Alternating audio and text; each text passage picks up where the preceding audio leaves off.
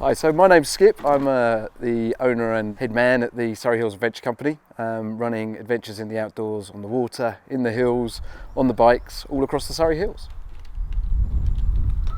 The Surrey Hills has been my home for a long time. I grew up here, went away, came back, and there's so much about it. You know, when we set out to do this business, there's no one doing it, and I kind of looked at where I come from and the things that I do in the Surrey Hills and thought, well, it's all here, it's all on our doorstep. We don't need to go to Wales or France, or it is all on our doorstep.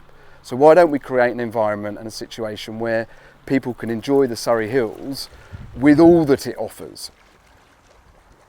What I'm lucky enough to experience almost on a daily basis is the reaction of other people when we put them in these environments doing these activities. People get refreshed from kind of signing off from their lives for a bit and putting themselves in the environment, around water, around the woodlands, out in nature. It's one of the biggest and most rewarding parts of what I do. Why?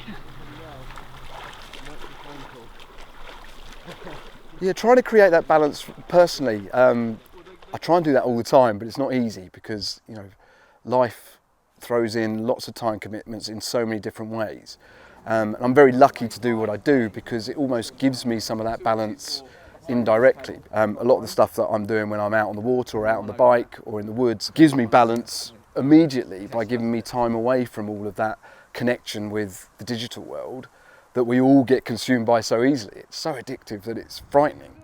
Being outside, just reconnecting with nature, which is where we come from innately. You know, we're beasts of the land, effectively, if we go back to our ancestors.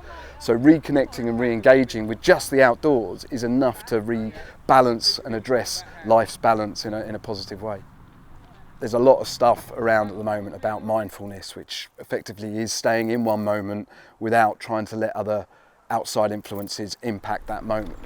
Through the sports that I'm involved with, they kind of automatically do that. The swimming in the cold water, that puts you into a mindset by getting into the cold water where you don't focus on a lot of more than being in the water, or on the paddleboard where you know you've got to be focused on what you're doing, otherwise you're potentially coming off. And it puts you in a place where you are only thinking about one thing, and for me that is what mindfulness or meditation or those approaches to getting that space in mind come from.